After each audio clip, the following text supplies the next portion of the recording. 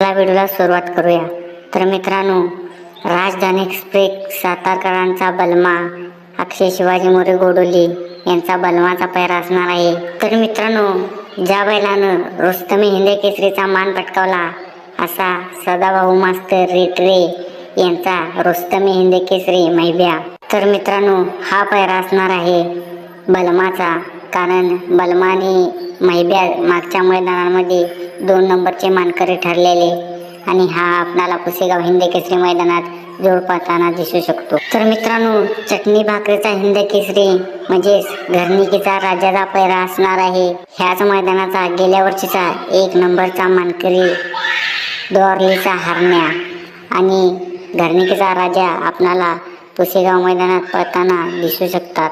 तर मित्रांनो, वेगाचा शेवट म्हणजे पंचम हिंद केसरी सर्जाचा पैरा असणार आहे। जो बैल प्रत्येक मैदानात गुलालात राहतो असा बावधनकरांचा लक्ष्या किंवा बुलढाणा एक्सप्रेस बब्या, या दोन्हीपैकी एक नंदी आपल्याला पुसेगाव हिंद केसरी मैदानात सर्जासोबत पळताना 100% दिसू शकतो। आणि ज्या बैलानं माग हिंद केसरी वडकीकरांच्या मैदानात 1 नंबरचा मान पटकावला असा कुमार रणवीर राहुलभाई पाटील आडवली कल्याण यांचा भारत केसरी मथुर चा पैरा असणार आहे सुंदर उर्फ कॉकटेल।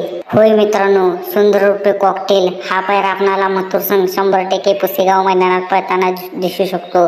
कारण जेव्हा माग वडकी मैदानात कॉकटेलची हार झाली तेव्हा राहुलभाई पाटील स्वतः म्हणले की आपण पुसेगाव मैदानात कॉकटेलनी मथुर ही पैरा 100% आपणाला पुसेगाव मैदानात दिसणार आहे। तर मित्रांनो, आता विषय तो म्हणजे रुस्तम व नवम हिंद केसरी बकासूरचा पैरा नेमका कोण असणार आहे। सगळ्यांनी चिंता पडली आहे की बकासूरचा पैरा नेमका कोण असणार आहे। तर मित्रांनो, बकासूरचा पैरा बरेच जण म्हणत होते घोटचा सर्जा बकासूरचा पैरा नाही आहे। तर मित्रांनो, मी तुम्हाला सांगतो खात्रीशीर बकासूरचा पैरा हा घोटचा सर्जा 100% असणार आहे। तर मित्रांनो, ह्यात काही बदल होणार नाही। आणि आपला हा व्हिडिओ आवडला असाल तर चॅनलला प्लीज सबस्क्राईब करा।